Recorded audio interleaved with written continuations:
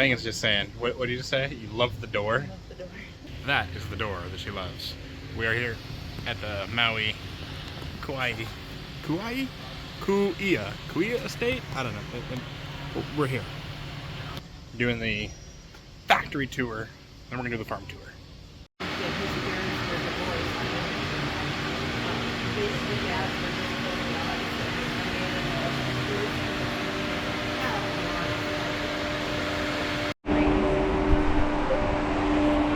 Alright, we're on the Maui chocolate tour.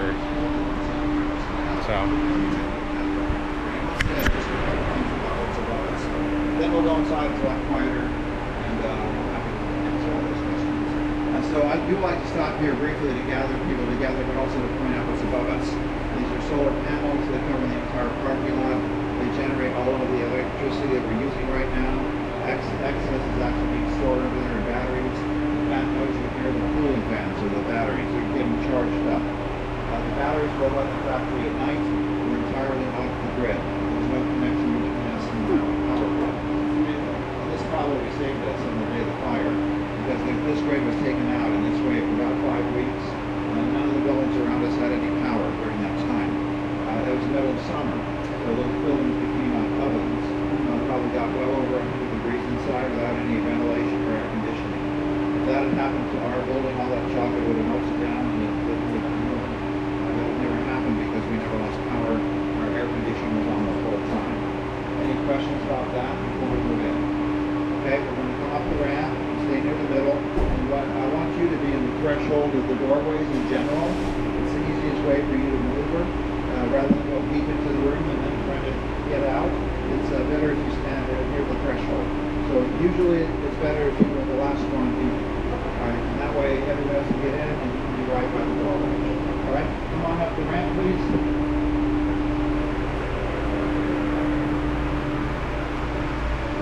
That's pretty cool. They didn't catch that. This is entirely off grid, so when the Lahaina fires were here, they didn't have to, they were still in business.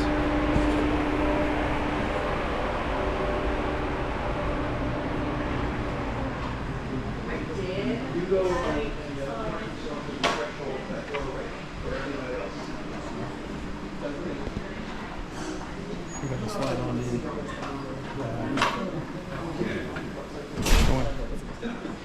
So, yeah, you can stop right here. I can get a little bit closer, that's good. All right, so I'm going to talk about cacao here.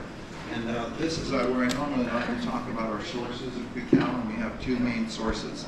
One is our own farm, which I'm assuming you all know we have a farm. Is that correct? Okay. The farm is 1.5 miles in that direction. It's an award-winning farm. It's won 2 major international competitions with certificates on the wall. This is a grower competition. It's not a chocolate making competition. So I submit beans to them. I don't submit chocolate. They grade them. They pick the top 50 samples out of roughly 300 submissions. They call them the finalists. I give those beans to the chocolate maker who makes chocolate out of them. So I don't make the chocolate, I give them beans because they're evaluating the quality of the beans. That chocolate maker makes 50 different chocolates from the finalists. It returns them to the judges. They taste them all and they give awards. So they combine all of their scoring, including the tasting. Now, we've won this competition twice. It is the premier competition for growers in the world. I was going to enter for 2025. And they said, no, you can't enter because you've won it twice. Now, I don't know of any of the competition that runs that way. I know what they're trying to do. They're trying to lower the bar so other people can win because they're afraid I would win again. Well, I know I understand their motivation. I just don't agree with it. Because if you took that same logic and applied it to the Olympics, Michael Phelps would have 2 gold medals, and after the second one, he would have been told to go home, never get back in an Olympic pool again. Yeah. Right? Well, obviously that didn't happen, did it? Gladly it didn't happen. But that's basically what they told me is don't come back because we're not letting him in again. I don't agree with it. I don't appreciate it, and maybe they'll let me back someday. But certainly they didn't let me back in 2025. It's not too often someone's told stop being too good. Well, yeah, I mean, that's basically what they're saying. But anyway, we did win it twice, and no other growers ever won it twice. So it already distinguishes us as one of the finest farms in the world. We have one other farm in Ecuador that we rely upon, and that one is run, basically controlled by Dan O'Doherty, who works for me. He's been their consultant for 15 years. As a result of his work with them, they won that same competition. We won it for South America in 2019. We won it for the Asia Pacific region. We won it twice. So these are two of the finest farms in the world, and they share Dan, who's the common thread here. He's a world acclaimed expert at fermentation, and I'm guessing none of you know that fermentation has anything to do with making chocolate. Am I right about that? I'm usually right about that. Unless you're watching the video upstairs, and then you might have known a little bit, but you certainly didn't know before you got here. Is that right? All right. So why don't people know about this? Well, the reason you don't is because chocolate makers don't want to talk about it. They don't want to talk about it because they don't own farms. The chocolate makers want you to think that what happens in the factory is all that matters, and that is absolutely not true. The most important flavor development step happens in the farm. It's called fermentation. I'm going to lead you through it. And if you do that correctly, you develop fine chocolate flavors, you lose the bitterness in the beans, and your dark chocolate is not bitter. Now, I'm guessing all of you have the general opinion that dark chocolate is bitter. You're buying it from a supermarket, some kind of a big retail store, and you may like it or not, even if it has some bitterness in it. Even people that like dark chocolate would agree, oh yeah, it's bitter, but I don't mind that, right? But some of you will not eat dark chocolate because it's bitter, right? So I don't really want to show of hands, but that's sort of typical. Now, why is dark chocolate bitter? Because 95% of the world's supply of cacao is sold in what we call a commodity market. Now, that is a market where the growers sell into it, the buyers buy out of it, and it was established by the big companies that sort of started this business. And you know their names, and Hershey, Mars, Nestle, Cadbury, all these big companies. They decided decades ago they did not want to own cacao farms. And the reason they don't want to own them is because they're in third world countries, underdeveloped areas. The governments of those countries exploit the farmers exploit their labor. And unfortunately, a lot of it is child labor, and it's a pretty nasty story. If you want to learn more about it, Google West Africa and cacao, and you'll learn all about it. So those big companies didn't want to be responsible for what happens on farms because it would damage their reputations. And in order to clean it up, they'd have to raise the cost of the product way up. And they said, no, we're not doing that. We want the cheapest possible raw material. We're willing to give up control over the farms, and that means they gave up control over fermentation, the most important step in flavor development. So they said, basically, we care much more about low price than we do about quality. And that's the trade-off they did. Of course, they also don't have any responsibility for the bad things that happen in cacao farms. So this is why they did it, and that happened decades ago. It's not going to change anytime soon. Now, we don't rely upon the commodity market. We don't buy beans from the commodity market, but 95% of the world's supply is in the commodity market. Right? So we buy from farms, only find farms that produce chocolate that's properly fermented, and the two main sources of the two I mentioned, and Dan controls them both. Right? He controls our farm, also one in Ecuador. So we know how to ferment beans because Dan does. He's a world-claimed expert at this, and he does it really well. Now, that's important because we don't produce chocolate that's bitter. When it's properly fermented, like I said, you lose the bitterness and you develop fine chocolate flavors. So you will taste that later on. I could say all day long our dark chocolate is not bitter, but you won't believe me until you taste it. Right? So you will afterwards, I guarantee it. Anybody else been on the farm tour before? Here? No, you have? So you, not here. Oh, you haven't. You haven't been on our farm tour. Okay. Well, some people do the tour and this as well, and some people already know what the chocolate tastes like, but you're all going to taste it for the first time. Now, how do you do the fermentation? Why is it so important? Well, it starts with harvesting. This is a pod. I opened it this morning, and you can see the seeds in there. They're surrounded with a white fruit pulp. That fruit pulp is quite delicious. It actually tastes like a tropical fruit. It tastes like something like fresh lychee. And if you've ever had that before, that's sort of what it tastes like. Now the seeds are what you make chocolate out of. And if you bit into one of those seeds, as it is now, raw, you could spit it out pretty much right away because it tastes very bitter. It doesn't taste like chocolate. You would wonder to yourself, how do you make chocolate out of that? Because it sure doesn't taste like chocolate. So the answer is fermentation. That's what develops the fine chocolate flavors, and you need to do it right so that the dark chocolate is not bitter. Now, so we do it right, and on a typical harvest day, we're harvesting 2,000 of these in a day. That's how much it takes to fill one fermentation box. It's the contents that we're fermenting.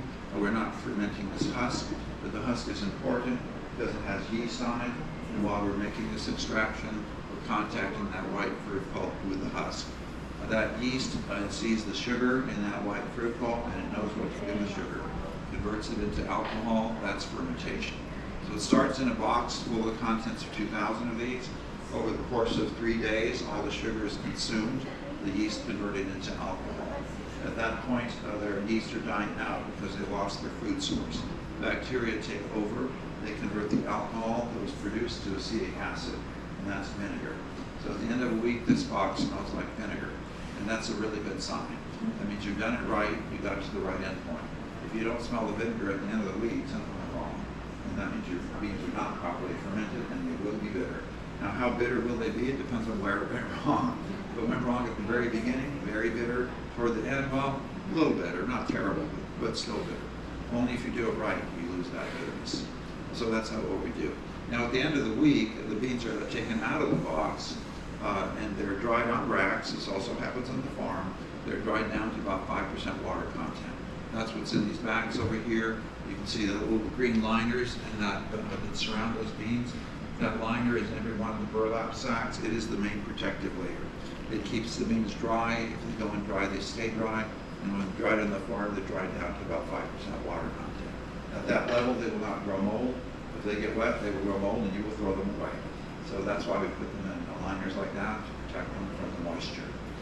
We can store them for years without losing any flavor. And they don't have to be air conditioned. Most of our beans are out here in shipping containers in the parking lot.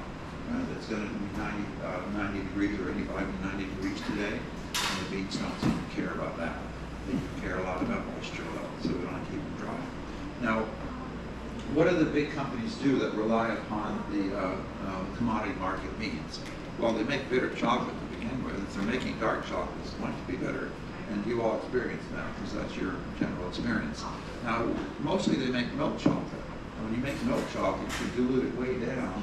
The cacao content of typical milk chocolate about 20%, whereas dark chocolate's more like 70%. When you reduce the cacao content and you add a bunch of sugar on top of it and milk on top of that, you can eliminate the bitterness because you're mostly tasting sugar. Right, so I call the products that most companies make that are milk chocolate, I call them sugar delivery vehicles. I do. That's what they are. And Hershey's is a good example. In fact, Hershey's is below 20%. They went to 11% cacao. And they have 65% sugar in that product. Now, if you can only have 11% cacao, you put 65% sugar in it, guess what it tastes like? It tastes like sugar. So they're making a sugar delivery vehicle. You laughed when I said that, but that's what they're doing. If I accused somebody from Hershey of making sugar delivery vehicles, they would proudly stand up and say, yes, we do. That's exactly what we do. We've been doing it for 100 years. We've identified our customer. This is what they want. That is not my customer. Right? If they're buying that to get a big dose of sugar, they shouldn't be coming to me because I do not make that product. I do make milk chocolate, but it's dark milk chocolate. Ours is 60% cacao compared to 11 for Hershey's. Ours has 20% sugar in it compared to 65% for Hershey's. Ours tastes like chocolate and theirs tastes like sugar, right? So this is the difference. Now, they know what they're doing and they have a great market, great business, and I'm not trying to compete with them at all. And they're not trying to compete with me either, because they will never make dark milk chocolate. They would compete directly with their product to be a much higher priced product also. So I'm not worried about that. I make dark milk chocolate, I make dark chocolate. Most of our dark chocolate is 65 to 70% cacao. And a lot of it comes from Ecuador. The Ecuadorian bean produces a very rich base flavor of chocolate. It has no highlight flavors to speak of. And so we've added flavors to the Ecuadorian base chocolate. All of our flavored line is made from that base chocolate. Now, we don't flavor the Maui. The Maui is very fruity. The fruitiness is what won us the awards on the wall. The judges that gave us those awards called the flavor in our chocolate an amazing flavor they have never tasted before in chocolate. And this is coming from 30 judges all over the world. And they've each spent decades in this business. And if they haven't tasted it, I don't think it exists anywhere else. So there's something special about here that creates this flavor. I will tell you what it is when you're tasting it next door in the next room. So hold off on the full answer to that. Because we make something special that tastes like no other chocolate in the world, you'll taste it in a minute. Now, As I said, the fermentation is done in this box. It takes about 2,000 of those pods to fill the box, and and it's fermenting over a week. At the end of the week, we take the beans out of the box, we dry them on racks, we dry them with 5% water, and that's what's in these sacks. So that's what comes in here. But like I said, most of ours in the chicken chambers, we only bring them here to roast them.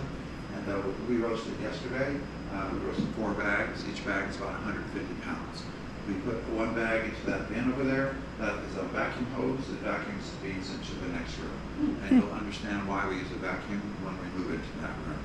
Do you have any questions about what we've talked about in here? Yeah, so from Ecuador, they just ship up the beans to you and you serve them all here? So they do everything and it's just stored? Yeah, they do all the fermentation, but Dan taught them everything they know. He's been their consultant for 15 years. Yeah. Right, so he's actually so close to this family that owns the farm. He's the godfather in the family now. Right, so they listen to him. I would take advantage of this because he produces the best beans they produce comes to us. Right, so Dan gets to make that selection because he's controlling the sale of all their product into the United States. They only sell to fine chocolate makers. They do not sell commodity beans yet. No, I was going to ask, does it sell to other people? No, other fine chocolate makers because they know how to ferment. Their beans are in high demand, and other people want to buy them at a higher price than the commodity market price. Any other questions? All right. So we're going to move into that room. Again, I want you near the doorway threshold, and we're going to talk about roasting. That's what's going to happen in the next room. So follow me in this direction. Why don't you just back up temporarily? Yep, you're good. When everybody's moving in there, then you come and follow. All right, everybody will move this way.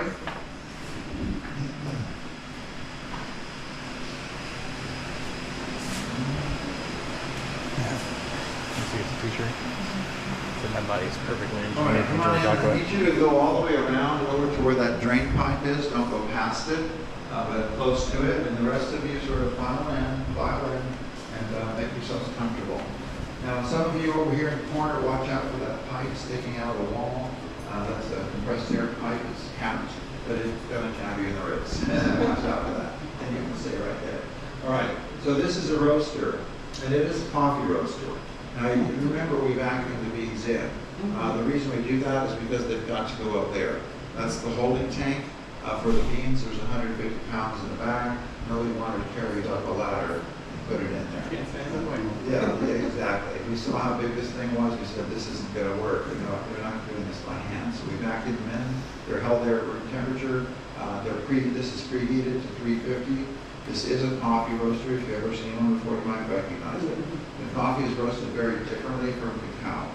Coffee is roasted typically around 450 degrees. That creates a lot of burnt oils and flavors. We don't want any of that in chocolate. We roast cacao what I call low and slow, between 200 and 250 degrees, and for much longer time, about 20 minutes. Now, the purpose of that is twofold. We need to roast cacao for 2 main reasons. One is to get rid of that water. Because if we have water in chocolate, we potentially can't process it. If you start processing the sugar, it tends to want to crystallize it out into the water. We call it seasoning up. If you've ever added water to melt the chocolate, you know what I'm talking about. Yes. I can see you're nodding your head. Yes. And what do you do with that stuff? You throw it away. Yes, Right? yes. Yeah, you cannot salvage that, right? So I can see that a few of you have done this. We do not want to do it on 100 kilograms of chocolate. Yeah. Right? So we got to get rid of the water, and that's the purpose of doing it. But also the water would make the product unsafe. If you managed to process it and it didn't seize up, if you have any water in the final product, that's not safe. Because chocolate has sugar in it, it has nutrients. You add a little bit of water to the mix, and you've got a great medium to grow something.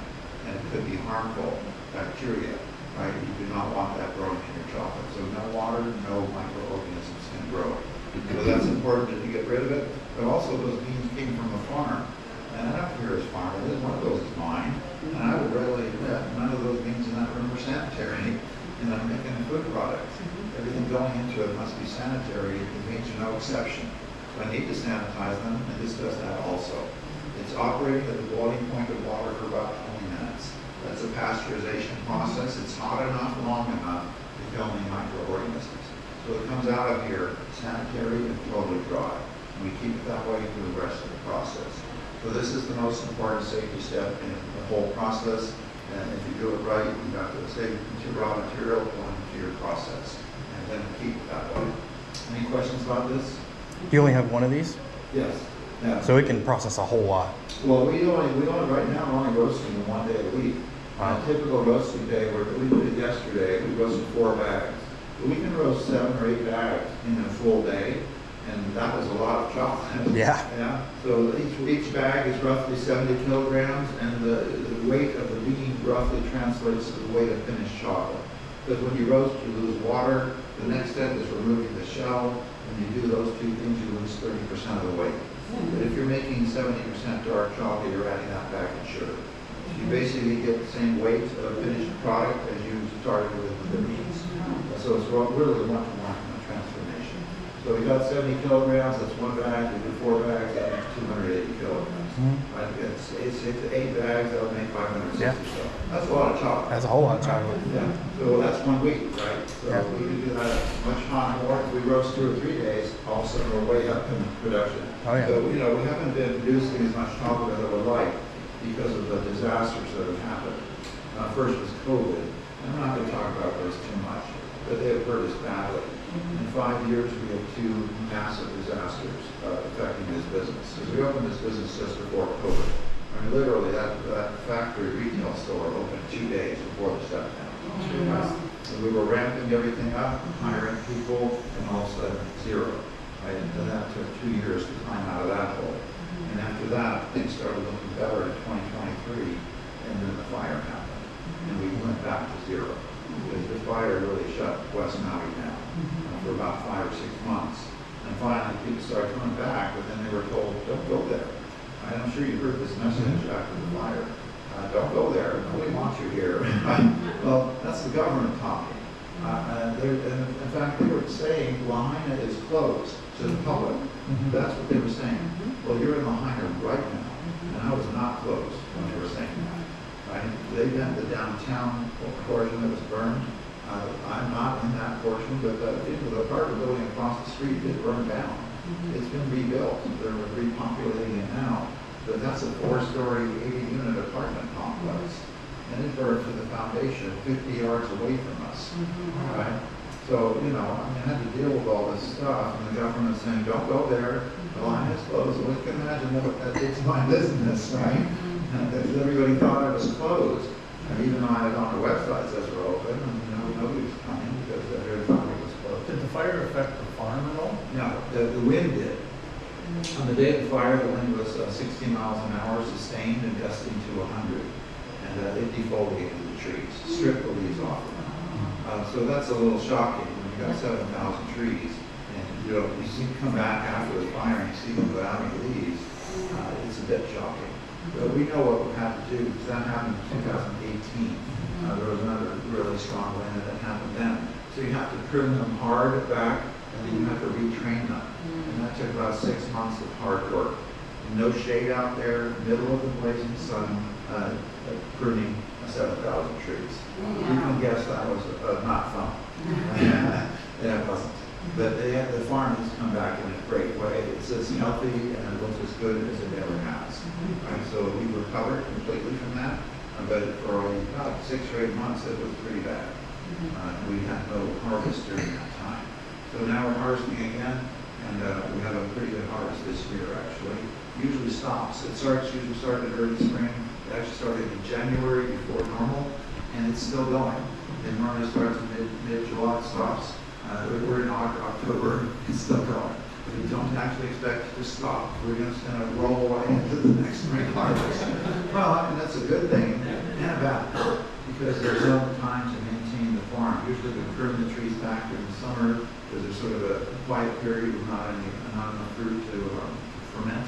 But we don't have that standard. We're just constantly going the whole year. So it's a good and a bad thing, right? A lot of production, but no time to maintain the farm. How did you get started? Oh, how to get started? So, well, I came to Maui to retire, and I was in the medical diagnostics business. Anybody in medicine here? Medical device. Medical devices? Oh, you know what I did. What company do you work for? I used to work for Johnson & Johnson. Oh, well, they had to actually try to buy us. Oh, well, they bought, we were sold. Well, yeah, what do you do? I also work in medical devices. Also Johnson & Johnson? No, a startup. What's the name of it? inventory. It's And very then small. what product are you trying to do? Neurovascular catheters. Neurovascular, okay. Well, I was a co-founder of a company called Biosite. And Biosite was the company that developed the first test for congestive heart failure. It's called BMP. And I'm sure you know what that is. Right? It's a very useful test. It's $1 billion plus product right now. And for diagnostics, that is a massive product.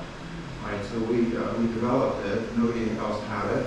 In 2007, my company became really valuable. It was sold in a hospital takeover, and Johnson & Johnson was one of the bidders. You lost. You lost the big war.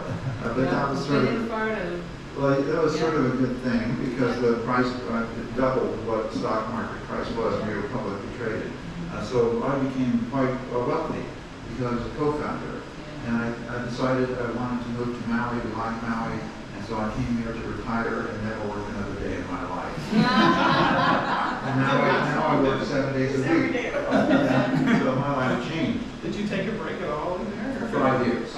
Yeah, 5 years of doing nothing. And that's what got me into this. Because after 5 years of waking up and thinking, what am I going to play today?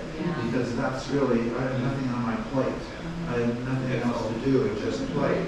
But after 5 years of doing that, it becomes a little boring. I would do a lot of fun things, but you want to do these things so long, you get bored. At least I do. So I decided I needed a hobby. Growing cacao was going to be my hobby. So I started the farm as a hobby. I thought I could grow those beans and sell them to chocolate makers, and I was wrong. The beans are much more expensive. The cost of production is so high, nobody in the world wants to buy my beans. And to give you a good price comparison, those beans from Ecuador, among the best in the world, we buy them for $10 a kilogram. My cost of production last year was $100 a kilogram. There's nobody that will buy cacao at that price. And that's my cost, right? That's not even what I would charge if I wanted to make a profit. So I decided either I had to shut it all down, that was one option, or I had to make world-class chocolate. There's nothing in between. Because if I don't make world-class chocolate, I cannot recover the cost of those beans. So I built this factory, it's a $10 million facility, we make world-class chocolate. And so in principle, everything should have been great. But those two disasters have not been good to us. Right? We've lost two. How long did it take you to learn about chocolate? Oh, not that long. I mean, I'm an R&D scientist. I have a PhD in biophysics. So you picked it up quick. I know how to, when you're Small taught. learning curve. Well, when you're taught in the way I was taught, you were taught to learn to teach yourself. Right? When you're in graduate school, you don't do what you didn't do in graduate school what you're doing now, right? So it's a totally different world. You have to learn what you need to learn. And so I learned what I needed to learn. But I also knew what I didn't know. Right? So I went to people that knew if I didn't know it, like designing this factory and all this equipment selection. I didn't know that. I engaged a factory engineer who had built chocolate factories. And he asked me one question. He said, how fast do you want to make chocolate? And when I told him that number, they gave me a list of equipment and said, this is what you need. And let's lay it out. So we laid it out on a floor plan. We built the building around it. This was a dirt lot when we made this plan. And the whole floor plan of this factory was determined before the walls were put up, before anything was done. Right? So the factory building was built around the floor plan. And it works pretty well, actually. It's exactly like I envisioned it. So you created it to do 30 times what you're doing. Yeah, no, this factory, we're about 20% utilization. It is built to do 5 times as much as we're doing today. Right? But we haven't had really the opportunity to grow because of the 2 major setbacks. Each one has set us back to 0 each time. And you have to climb back out of the hole. Right? So we're climbing out of this hole. And we're almost back to where we were before the fire. Before the fire. Right? But it's taken 2+ years to get there. Right? And during that time, I lost a lot of money. I'm sure. Fortunately, I have the resources to get through this. Most people that had to survive these disasters, their businesses have closed. They didn't make it through COVID. If they did, they didn't make it through the fire. Not because they were destroyed, but because the economy on this side of the island has been decimated. It's in a depression. It is getting better. And the fact that you are here today in force is a very good sign of that. Right, so this year, at this time last year, nobody came because they were told not to come. right? And but I think the message is different. I hope you heard a different message, or you ignored the bad one. One of the two. It doesn't matter to me because you're here. That's all that matters to me. Any other questions? What is the lifespan of the whole cacao tree? Of the cacao tree, well, they get to be mature. The first fruit is at 3 years in the ground, and typically, and then they're mature at 8 years. So our oldest trees, which is about 12 acres, are 8 to 10 years old. And the first ones were planted in 2015. Now, they will live to be, now that they're mature, they will live to at least another 20 years of productive life. They will live to be longer, but they will lose productivity and end up replacing. So are you always planting? No, we're not always planting because there's water issues and other things that have constrained us to not expand the farm with that. Part of it's financial because I can't just expand the farm if I'm not profitable. You're not, Yeah, I mean, we're just breaking into You profitability. probably don't want to grow more than what you can harvest. And No, that's exactly right. That's part of it. But I know we will eventually expand the farm, but I can't do that until I'm more profitable. Right? So that's just the way business works. Right? And I'm not going to forever dump money into the factory. It has to stand on its own feet. How much of your beans that come from your farm here versus the other farm? What are you asking? Ratio. Ratio. Oh, about 25% of what we make is from our farm, and the rest is from Ecuador. Right. Because the Ecuadorian bean produces a rich base flavor of chocolate, no highlight flavors. So we created a flavor line of chocolates around that bean, because that base flavor is complementary to the flavors we add. We do not flavor Maui. Maui is very fruity. You're going to taste it here in a few minutes, and you'll understand why we don't add flavors to it, because that fruitiness is what wants those awards on the wall in the other room, and you're going to taste it very soon. Any other questions about this before we move out there? I have a question. Yeah. What, do you have anything that you do with the trees when they're old? Can you use the wood any other way? I don't know, because we don't have old enough trees. I would imagine yes, but I don't know what that would be yet. I'm not thinking about that right now. That's 20 years away. Oh, okay. I might not even be alive to see it. I'm not thinking about it too much. We're thinking about tomorrow and this year. The shells of the Would we- cacao beans, the shells of the cacao Yeah. beans, do you? I'll tell you what we do with those in a When we minute. get that- We're going to go through the process. So when the beans are roasted, they're after the 20 minutes of roasting. This is a rotating hopper in there, and this is the temperature profile of the roast.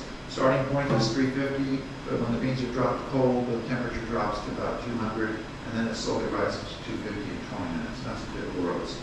The gate opens up, the beans spill out here. This is just a rotating mechanism. I'll turn it on just to see it. It's just a rotating mechanism to keep them moving. And in 10 or 15 minutes, they're cool enough to take out there to the next step. And that's to stop the roast and to cool it off. Then they are pushed out these gates into containers, and we have to carry them over there. So let's go out here and talk about the next step. You can just back up. And I would place you right over here. Back up right here. This is called a desolation period. Okay. The rest of you can start. But there's really no reason to put it into chocolate. So I'm going to do it one bean at a time. But I think it's obvious we don't do it this way. Well, there's 70,000 beans in the bag. It would take the rest of my life to get one bag. So that's the meat of the bean. That's what we make chocolate out of. And when these dark pieces are broken up like that, we call them nibs. The shell is my palm. That's what we're going to get rid of. And these are nibs. I'm guessing some of you have eaten nibs before. How many nib eaters do we have? About half. Oh, that's fine. If you haven't eaten them, you're going to have them very soon. That's what we make chocolate out of. We want to separate the shell. This is the machine that does it. So we take the whole beans after they're roasted, we pull out the handle, we put them in this hopper. That's a vibrating hopper. Vibrates the beans down into this enclosure, and there's a rotating set of jaws in there. Now you can't see in there, but the jaws break the beans up on a continuous basis. So the pass underneath these tubes are broken up, but the shell and the nibs are mixed up. So the shell is fortunately much lighter than the nibs. So those are vacuum tubes. We can remove the shell with the vacuum. It's deposited in that bag in the back. That gets taken back to the farm, and this answers the question someone asked about shell. So that shell gets taken back to the farm, just thrown onto the soil to distribute. Now some people, yeah, it's good mulch. It smells pretty good too. So our people, our employees are saturated. So you saw bags out there in the landing dock, that's all shell from the roasting. Farmers will take it back and just dump it on the farm. Now, some people sell that stuff. They call it cacao tea. If you've ever seen cacao tea, I don't sell it because I think it's a refuse. I don't sell it for one reason. I think the tea that you make from it tastes like dirt. Now, I don't sell anything in my retail store that tastes like dirt. It's like, why would you sell that next to world-class chocolate? Right? But some chocolate makers do. They make a story about it, how nutritious it is. Oh, brew it, or add some sugar, or add some honey, add some other stuff. Well, you add some honey, you're going to cover up the taste of your dirt, right? But if you taste it without any sweetener, to me it tastes like dirt. Well, I don't sell it, but I know people that do, and they make up a story. You can sell anything once to somebody, right? But then they will remember that you just sold them dirt, and they're not going to buy your other products, right? So I don't do this, I just don't. I have some ethics around what I sell out of the store. Everything in the store is something I personally enjoy and eat. Nothing out there is something I just sell because I can do it. All right. So this is how we separate the nibs. The nibs fall through because they're heavier and denser. They fall through bits like this. This is from yesterday's roast. One of them. That's from one bag of beans. Those are nibs. Now that's a lot of nibs. And if you've ever eaten them, you might have eaten them straight. You're going to have some here in a minute. Now it's pretty chunky, as you can see. And what you need to understand about this is half of that is cocoa butter and half of that is solids. If you get close, you're going to smell the aroma of freshly roasted nib. You want to come on over and smell it? You want to get closer? Now, when this was yesterday, we had 4 or 5 of these going. You can imagine what this room smelled like. This is permeated with that word. It's really pleasant, but I like it a lot. Now, these nibs are half cocoa butter, half solids. The cocoa butter is what melts in your mouth when you eat chocolate. The solids are where all the flavor is. Cocoa butter, which is what melts in your mouth, has no flavor. It is simply a carrier. So the way to think about this is think about dark chocolate. Dark chocolate has 2 particles in it, cacao and sugar. They're both around 15 microns in the finished product. That's a quarter of the width of a human hair. The particles are so small that you don't feel them when it melts in your mouth. And the cocoa butter is what melts. So think of cocoa butter as a carrier, melts in your mouth, and delivers the particles. The particles are small enough that they dissolve into flavor molecules rapidly, and that is what you taste. You do not taste cocoa butter, it simply melts in your mouth. It sounds like it's relatively unimportant, but it is very important because it melts at 93 degrees. And that's why chocolate melts in your mouth, and it's already in there and don't have to go looking for it. Now, so if it melted a few degrees higher, we could not melt chocolate in your mouths, and that would be a tragedy for everyone. If it melted a few degrees lower, you wouldn't be able to make a chocolate bar that's solid at room temperature. You'd be eating chocolate out of a yogurt cup. So it is sort of a miracle that it is at the right temperature that enables me to make a chocolate bar that melts in my mouth. Now, I don't know about you, but I think that's an amazing set of circumstances. Yes. And it just happens to be there. We figured it out as humans. We're capable of thinking about these things and figuring it out. But it was there in nature all along and waiting for us to find it. And we did. Any questions about this? Does that make, that makes the shipping of chocolate a challenge? Yes. In trying to maintain a certain temperature so it No, the beans. Once it's gone solid. It can actually get above the melting point in there because it's sort of integrated into the solids. But when you separate it, that's when you really want the cocoa butter to melt separately, right? So right now, that was roasted. It was roasted at 200 degrees Fahrenheit. Right. During that time, the cocoa butter was sort of semi-melted, but it was integrated into the bean. But then it cooled off, it was solidified again, right? So it didn't come out in a liquid. So even if like the AC stopped working, you don't have to worry about that stuff. No, it has to be up to 93 at least. But if it's in that form, it's not going to seep out. Now you get smaller than that, and you will start getting separation, right? If it starts to melt. Now that's what's happening in there actually right now. Is we're milling cacao. Now this is nibs. Now the next step is to crush them because we have to take them down to 15 microns. So you can't do that in one step. You need to do 2 steps. So that's this machine over here. This crushes nibs. You can see there's a dark gray wheel there. That's a granite wheel. There's another one on the other side. There's another set of 2 up here. The nibs are out at the top.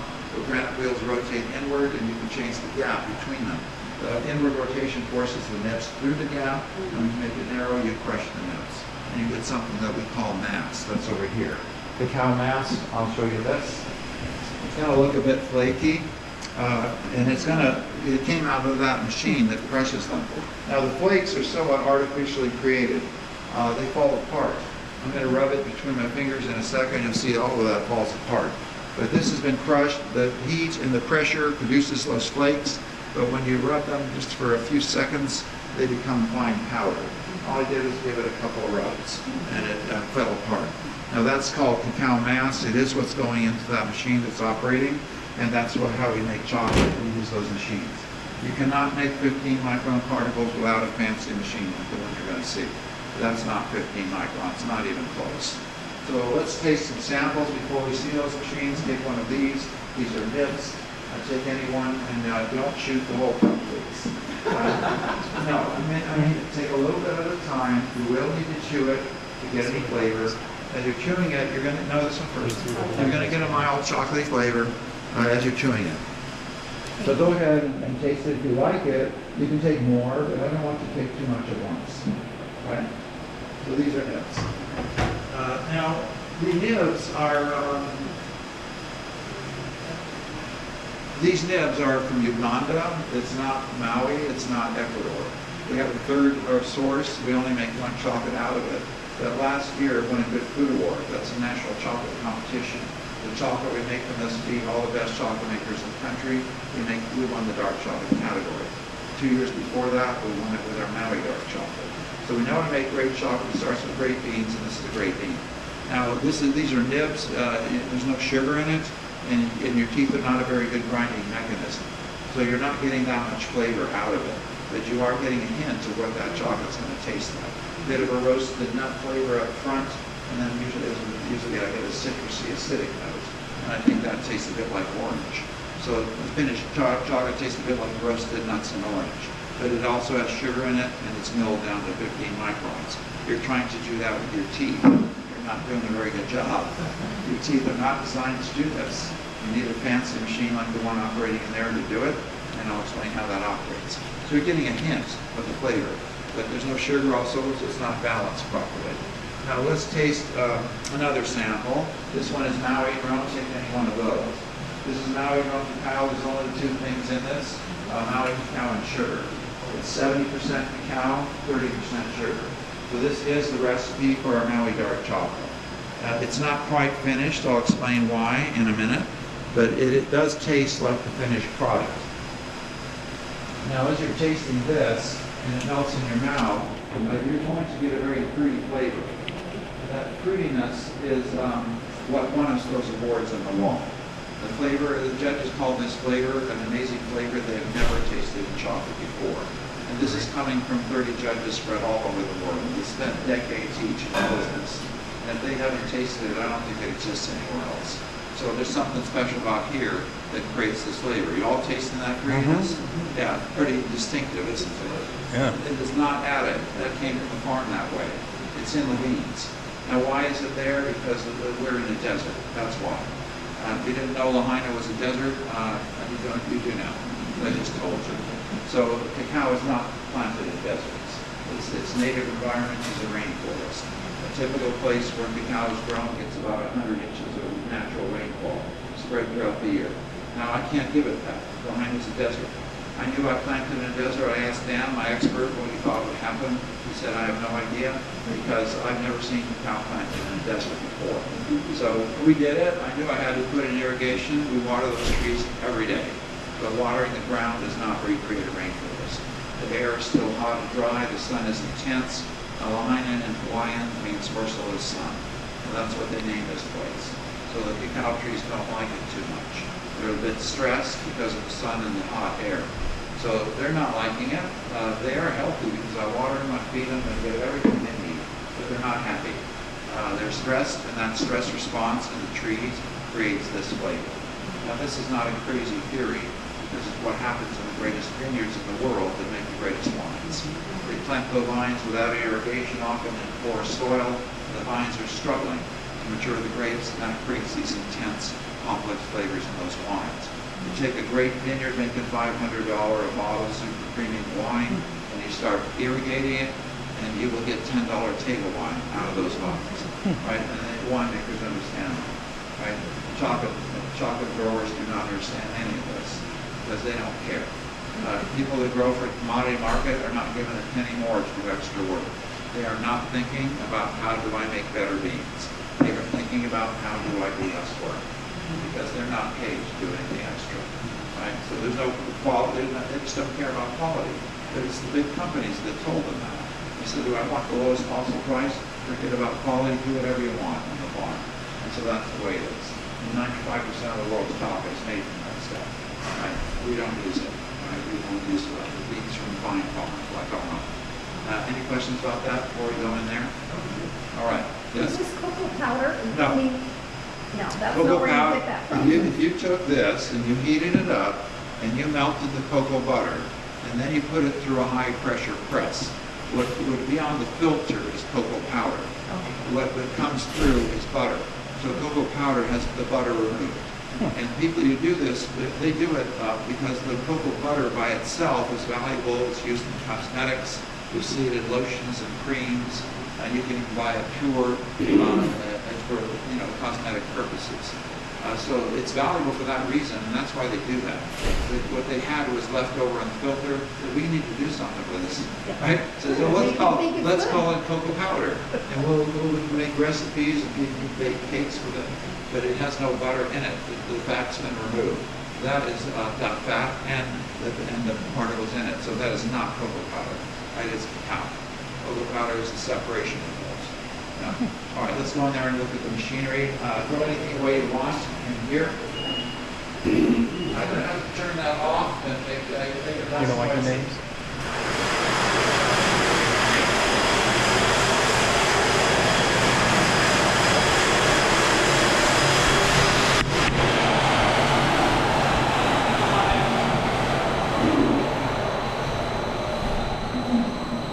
So that machine is about 10 minutes from being finished. I just turned it off because I didn't want to scream over that noise, and you didn't want to hear it either. Right? If you did hear the noise of 1,000 pounds of stainless steel ball bearings crashing against each other, that's what's in there. But in this machine, you can see them. That machine is off. They look like chocolate balls. There's 1,000 pounds of ball bearings in there. There's the same amount in there. Now it's called a ball mill because of the ball bearings. It's a mill because the central axle spins at 60 revolutions a minute. It's got side arms projecting out into the ball bearings. So when it's spinning around, the ball bearings are being driven around at that rate. They're crashing against each other. Every time they collide, they crush what's between them. And that's a milling operation. So what we add to this, which I did this morning, we have that powdery mass. That's step one. But remember, half of that's cocoa butter and it melts at 93. Well, that machine is at 120 right now. So when it's spinning around at 120, we have the mass. In 5 minutes, we have liquid chocolate. Because all the cocoa butter melts, and that's half of it. The rest is the solids. Then we mill the solids for an hour. That takes the solids down to 15 microns. And then in a second step, we have sugar.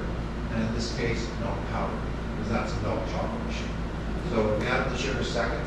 The sugar needs to be milled also down to 15 microns, and that takes 90 minutes. And the sample you had came out of the machine behind you. That's a dark chocolate machine. That's a dark milk chocolate machine. So the cacao is added, milled, and the sugar is added, milled, and then the sample is taken that you just had. I took it out as a liquid. I let it solidify in a tray. I'll cut it up with a knife after it was solidified. It was not finished. There's 2 finishing steps in the next room that we're not done on, and I'll talk about them when we get in there. But all the ingredients were in it, and it did taste very much like a finished product. But it did not melt like finished chocolate. It was a bit grainy, a bit crumbly. You may not have noticed it, but I certainly did. It's not finished. You're going to taste the finished version later. And it's not grainy, it's not crumbly, it melts uniformly, and that's what chocolate should melt like. But it tasted very much like the final product. Right? The only ingredients were in it, and the particle size was correct. All right, so this is a milk chocolate machine. That's a dark chocolate machine. Now we've separated the production of milk chocolate and dark chocolate. There's no milk in our dark chocolate. Every time I say that, it's like, why do I have to tell people there's no milk in dark chocolate? Isn't it obvious? What? Well, isn't it obvious, just the fact they call it dark chocolate, isn't it obvious there shouldn't be milk in it? Well, you would think so, but the fact of the matter is, almost all dark chocolate is milk in it. And if you don't believe me, go to the supermarket and pick a bar off the shelf and read the back label. It'll say contain traces of milk, because we use shared equipment, or some kind of a statement like that. Now, what does that mean? It means they have one machine and they use it for both. They go from milk chocolate to dark chocolate. When they do that, they carry milk into the dark chocolate. And rather than kill somebody that's allergic to milk, they just put it on the label and let them know there's milk in here, right? Almost nobody makes vegan dark chocolate, but that is vegan dark chocolate. There's absolutely no milk in it. We have dedicated machines all the way down the line to separate dark chocolate from milk chocolate production. So that has no milk in it, never had milk, never will have milk, and it's vegan. Right? This is milk chocolate. It obviously has a label on it saying it contains milk. Now we do make one other version. This is a different machine. It's called the Conching. It's got heavy granite wheels in there. They rotate on the granite platform. And it's the granite on granite contact that crushes the cacao. But in this case, we don't add sugar. This is a sugar-free machine. Right? We add a sugar substitute called allulose. Allulose is a natural product that's found in figs and dates. It's about 70% the sweet as sucrose. But it is very rare in those fruits, so you cannot purify it directly from the fruit. So they developed a fermentation process that converts fructose to allulose, and now it's widely available. It's been available for about 10 years, and it's 70% as sweet as sucrose, but its value is that we don't metabolize it. It has no calories at all, and it does not affect your blood sugar. So you can eat as much of that as you want, and it will not affect your blood sugar. And there's no calories from sugar because there's no sugar in it. Now it does have one other sweet. The 70% of the sweetness of allulose is 70% of sweet sucrose. You don't quite get to the level of sweetness you want. So I add another sweetener. It's called monk fruit extract. Some of you may know this. If you're smart enough, you know this, right? So monk fruit extract is like stevia. It's a plant-based sweetener, and it is natural. But it's 200 times sweeter than sucrose. So you add a tiny little amount and bump up that sweetness level to the level that we want. So it's a combination of monk fruit extract and allulose that is the sweetener in this. Neither one of them have any calories, and do not affect your blood sugar. So this product is for people that are trying to avoid sugar for health reasons. That's a lot of people. It's either diabetics, pre-diabetics, or people on keto diets for whatever reason. All those people are trying not to eat sugar, or they shouldn't be eating sugar. If they're eating it, they're eating very little. So they're not eating much chocolate. They can eat as much of that as they want. And that's the healthiest chocolate you'll ever eat. We just started making it about a month ago, and it tastes as good or better than the sucrose version. So you will taste it upstairs. You can decide for yourself if you like it or not. But if you're in one of those categories, if you know somebody is, and I'm certain you do, because there's 100 million people in those categories in this country. So I'm sure you know somebody, but even if it isn't for you, you might want to buy it for them because they're having a hard time living without chocolate. Well, Can't live without chocolate. So this is our we already have two versions. One is Maui grown, one is the Ecuador bean. We will make more versions, but you're going to taste the Ecuador bean version upstairs, so you can decide for yourself. Any questions about this? Yeah, do you do batch testing in between before you move to the next stage? So do we do intermediate testing? No. Oh, we do the particle testing. Okay. We measure the particle size, Okay. but we don't do anything else. You don't do like batch testing to make sure that one's ready before you move to the next stage?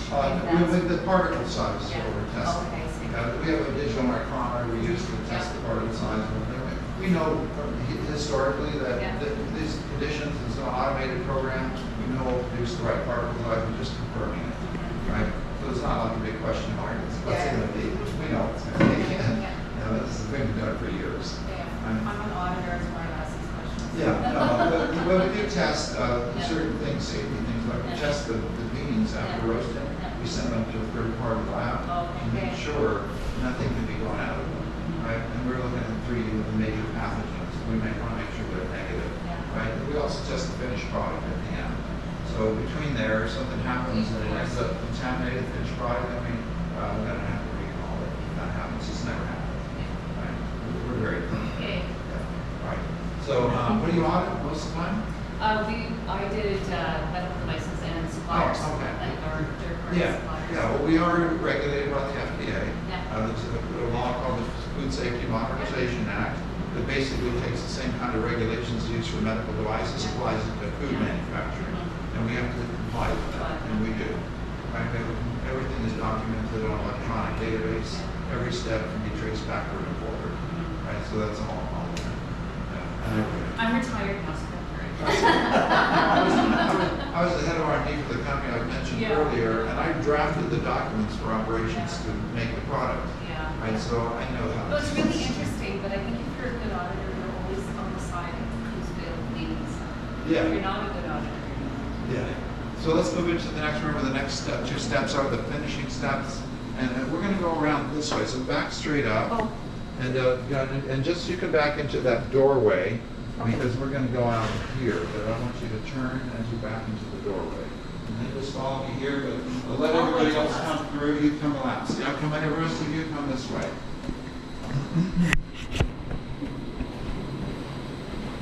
All right. Are you there? Come over here.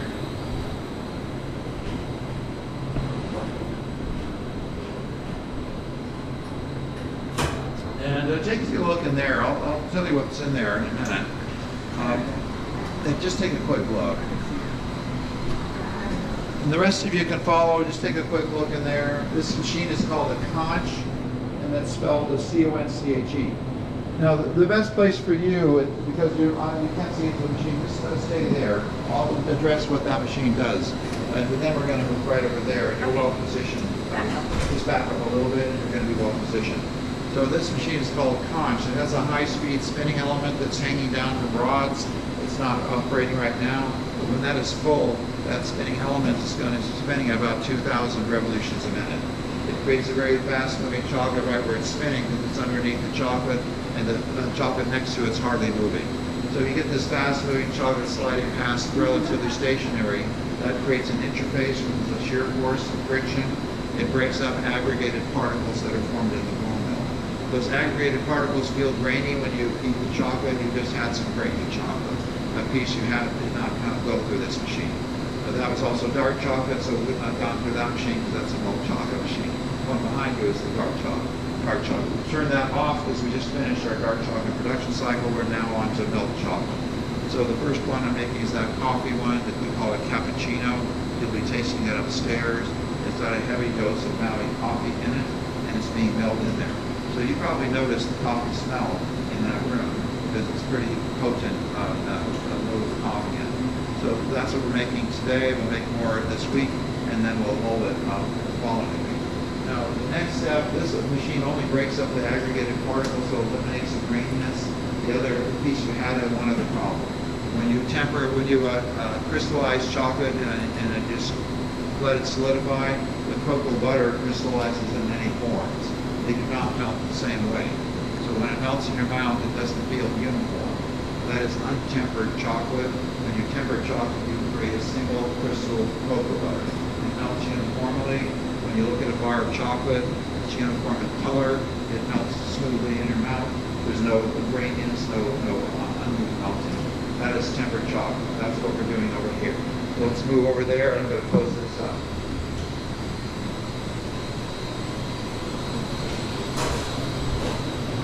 The next step, I want you to move back a little bit, back to where this is over here, I would say. Yeah, this back here. Right. Keep going just a little bit more. That's good. So now to open this door. The rest of you fill in this area. There's a lot of 13 is a lot of people in this area that So this machine is a tempering machine, and it is very close to the tempering temperature. So tempering chocolate is the controlled cooling of it. What you're doing is you're moving it and you're cooling it. And you're cooling it below the melting point of cocoa butter. That's 93 degrees. This is at 86 right now. Now why isn't it solid? Because we're moving it. That's why. When you keep it moving, you can cool it below the melting points, and 40% of that is cocoa butter. It wants to become a solid. It's forming micro crystals. They're not getting bigger because if they get bigger, the motion just breaks them apart. So this motion is a way of keeping those crystals small. We call it tempered chocolate. It is primed, it's ready to go. You put it in a mold like these molds, and you stop moving it, and you will get a bar of chocolate. And it will be one type of crystal structure because that is what that's doing. It's forming a particular crystal structure, and when you pull it slowly and you move it, that's what happens. And that's called tempering. That's what this is. So the trick is getting back to molds. Now the molds are dropped to the top of this line. The white conveyor belt is the molding line. I dropped it there at 5 per minute. They come down here underneath this. Come down here underneath this is called a doser. That tempered chocolate we pump through these huge pipes into this. This is water jacketed to maintain the tempering temperature. It's got a mixing element up there. It's got pistons over here that push that chocolate through a cylinder, which will direct it down to a plate. Now the plate is not on there right now, but when you start molding, they'll bolt the plate onto the bottom. The plate will have ports that accept the chocolate pushed by the pistons that fills up the plate. It has holes in the bottom where the chocolate comes out. And the holes are positioned to put the chocolate where it needs to go. So for this particular mold, the plate has one hole for every square here. That's 35 of them. And when the pistons push, you get 35 shots of chocolate, each coming directly in the center of these squares, and each the same amount. So with one push of the pistons, you will fill the mold. It's going to come out here full of chocolate. It's going to be a bit thick. It's not flowing like water, so it's a bit mold mounted, and it's not filling the corners. So this agitates it sideways. The whole belt vibrates. The chocolate blows out and fills the corners, and it flattens out. And now it's like a bar, and you want to stop moving it because you do want it to form a bar at that point. So we actually make that happen faster. We use this. This is called a cooling tunnel. If you look in there, you see 3 conveyor belts. The white belt is where the molds enter. They're coming in at 5 per minute. They go down to the end, they get transferred to the middle belt, and they come back. And then they're transferred to the belt closest to us, and they go out. It spends 15 minutes in there, and that is the refrigerator. By the time it's out, it's a solid bar of chocolate. We've accelerated the crystallization of the cocoa. So it comes out fully crystallized and ready to be ground. Right? And that takes 15 minutes. It would happen at room temperature, but it would take hours to just let it sit at room temperature. Right? So we don't like waiting hours. And so when it goes in there, it's wrapped in that room. We're going to go in there in a minute. This is where we have flavors, with the exception of coffee, which are half vanilla. If I buy espresso grind, if I added espresso grind here, I'd have coffee grounds in the chocolate. Nobody wants that. They're not going to dissolve. They're not going to dissolve. You won't get the coffee flavors. You can have a bunch of grounds in the chocolate.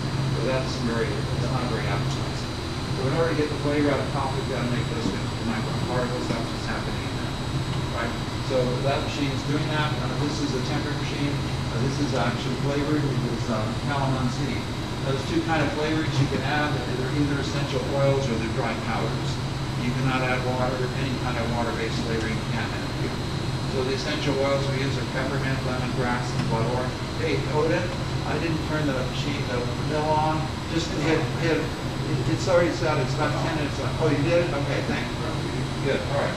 So, yeah. So when you add flavors, the essential oils dissolve in cocoa butter, and 40% of that's cocoa butter.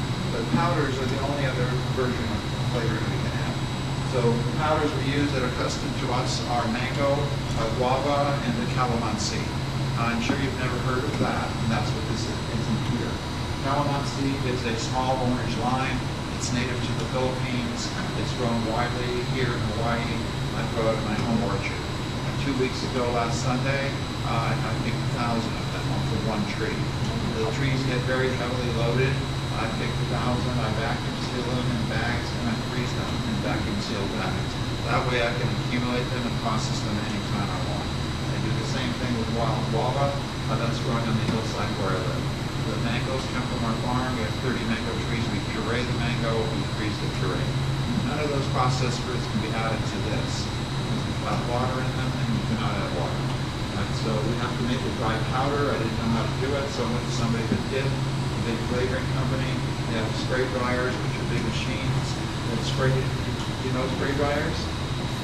Okay, well, they spray the liquid up into the machine. You find droplets, and the droplets are evaporated in the machine.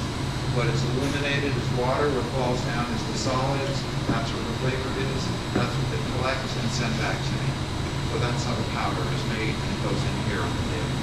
So that was made in California. The powder came from my yard, and I had picked it. Well, I mean, it's just a long process. You have to figure out how to make these things work, and that's what you got to do. You want to make special flavors like that, you have to create the process. All right, so let's go in here and talk about wrapping. I'm going to back up, and then back up and turn so you can go through the doorway. I'm going to open the door. Just go back a little farther. And let her through first. So come on through. You need to make a long, sort of a bigger Go on, Grandma. and go through there. And go straight to the end of that machine on the right. Yeah, end of that machine on the right. And park yourself wherever you're comfortable. The rest of you follow here. Is that process better than freeze drying it? Yes. And for a reason I'll tell you. Now, if you can just turn over here, back into this area, then you'll be well positioned. Okay, thank you. A little bit farther. That's good, that's good. All right, so he asked if that's better than freeze drying, and the answer is yes. And the reason is that freeze drying creates sort of a cake, and I would like to mill that afterwards to create a very fine powder. Right? That is a fine powder coming out of the machine. Okay. Skips a process. So in one, it skips one step. Yeah. So I don't want to do either one of those, by the way. I'd rather somebody else do it. But this is the same process that's used to make powdered milk. Powdered milk is using the same machines. The milk is just sprayed up, flash dried, and all the solids fall down. And in that case, it has fat in it also. In this case, there's no fat, just solid. All right, so this is a wrapping machine, and this is a wrapping machine for the small squares. I'm going to need some. You're fine. I need to get a glove. I'm sorry. I've been over here to get it. So I'm going to wrap these squares, and we're going to wrap Maui dark chocolate. So you already have Maui dark chocolate.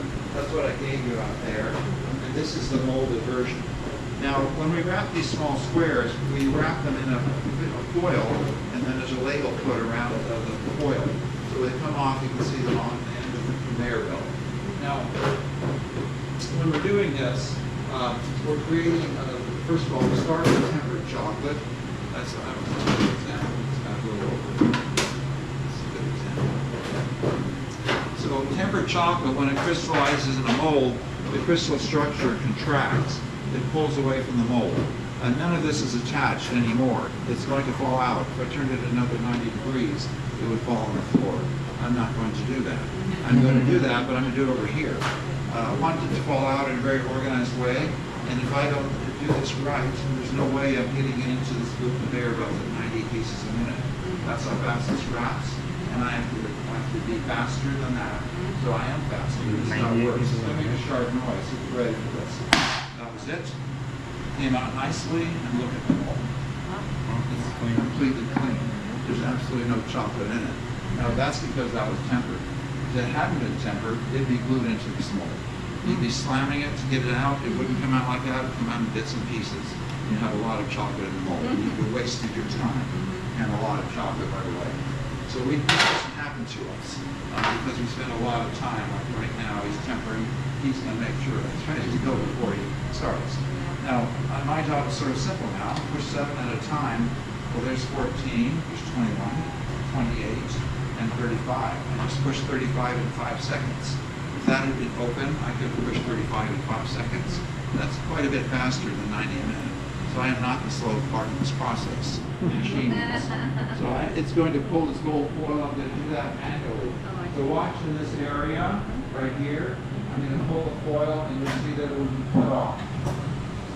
There's the pull, there's the cut, and that's the foil sitting there over a pedestal. There's the chocolate pieces will come down this blue conveyor belt. One at a time, they're pushed in under the foil on top of the pedestal. The pedestal lifts up, foil on top, and chocolate underneath. The foil wraps around the chocolate. So when you get up to this level, you can see 2 pieces around the foil. They came from down there. Now I'm going to add labels. The labels are applied over a vacuum manifold. One at a time, the bottom label is pulled off. It is transferred and wrapped around the foil piece. Now, just before it's transferred, there's a hot glue pot beneath, and little prongs dip down into hot glue. They come up and touch tiny drops to the bottom label. immediately transferred, wrapped, and you get all these falling off the pan. So they're out pieces. Right, so this is what the machine does. I simply feed it chocolate, and it does the rest. So you can watch the machine if you like video. That's an excellent video subject because pretty much everything up here is going to be moving at a very high rate of speed. It's pretty sort of hard to follow in real time, but you can look at the video later and slow it down.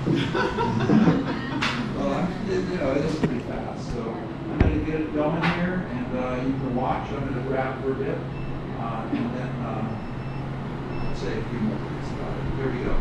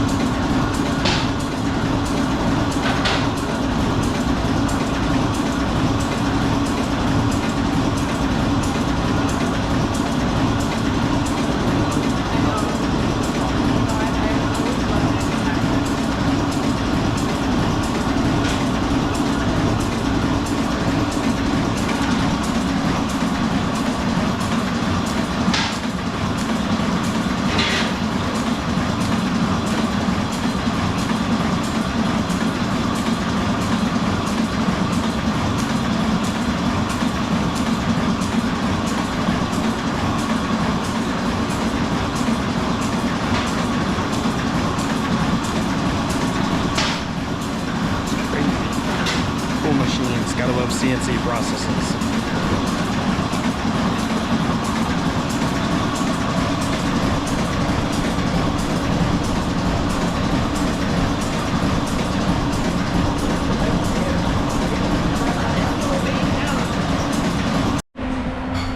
So now we're doing a chocolate tasting of a bunch of chocolate. And we already ate it all. How was your chocolate? Daytona, what do you think of your chocolate? Good. Very custom flavors. The Maui dark chocolate has a fruity flavor that I can't even describe. It's almost, yeah, I don't know how to describe it. It's gonna be a berry or a mango flavor, but there's nothing in it. It's literally sugar, chocolate. That's it, cacao beans. That's all. So, Grandma think, I can see you. You can see, there's a screen here. It's being funny. So, we're gonna try this and then we're gonna go out to the farm.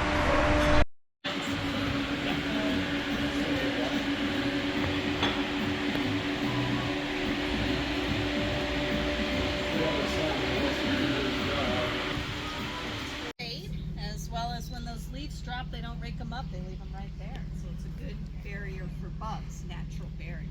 So that's another part of the agroforest. Cacao trees. Yeah. So Hawaii is actually the only state out of all 50 states that can grow cacao trees commercially in farms. And reason being is that we're part of the chocolate belt. So that's 20 degrees north of the equator to 20 degrees south. So places like Central America. Another different pod. And that's why all these pods are growing on the heavier parts of the trees. Every once in a while you see a really big one, probably about 4 or 5 pounds. And the ends of our trees are a little bit wimpy for that, so it ends up snapping the branches. So these trees are called coniferous, which means they grow on the heavier parts of the trees. All right, head on this way. Shade trees.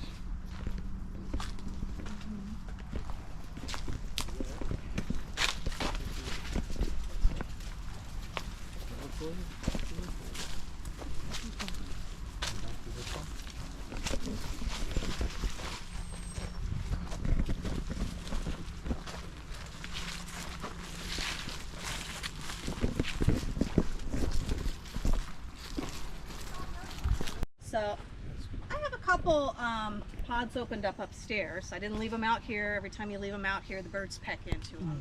And so here's our fake pod for now. I'll show you what the real ones look like upstairs. But basically, the farmers are cracking them open. What's inside's a fruity pulp and beans. Now these beans are really bitter. They don't have any flavor to them yet. They're just bitter. So how they get flavor is you've got to ferment. And so this is what they're collecting. They've got big fermentation boxes. Theirs are about 2 foot by 2 foot. And they have holes in the bottom. So they're going to fill them all the way full with this fruity pulp and beans. Put banana leaves over, and then have them in the shed over there for about a week. Now, what happens, the sugar in the fruit, the yeast in the environment, the banana leaves, kicks off a fermentation. It's called anaerobic fermentation. And these boxes get real hot, sitting there about 100 and something degrees. So it's basically kind of cooking these beans, melting away all that fruity stuff, all that juicy stuff's going out the bottom of the box. And after that week's up, what you're left with, kind of sticky beans, a darker color. Now they got the flavor baked in. So they'll move the sticky beans over to big drying racks. So the beans are going to kind of look like this and sticky. Now their drying racks are in the greenhouse, big ones, and they're basically big screens. And so they're going to move them over the drying racks, rake them around pretty frequently, that way they don't get moldy, and let them air dry for another week. So total fermentation for this farm's 2 weeks. And if we were farmers that sold our beans, we'd basically bag them up, send them straight off to the chocolate factories. Fermented beans have about a 10-year shelf life. Now, which one of you guys was already done the factory tour? Oh, you guys, so you already smelled them, right? So I'm going to pass this around. If you never smelled fermented beans, take a small whiff, and you pass it around there. It almost tastes, smells like a apple cider vinegar is pretty much what it smells like. So I'm sure Dennis had mentioned, well, he was just originally planning to just sell beans. But when he did the math wasn't math, and it was so expensive for production out here. And so he kind of switched gears, decided he wanted to do the chocolate factory, a bean to bar type of experience.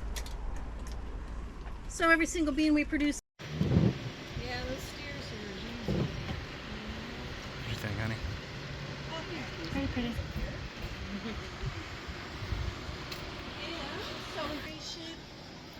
Try some chocolate. I don't know if I mentioned, I don't think I did earlier, that Henry's actually entered a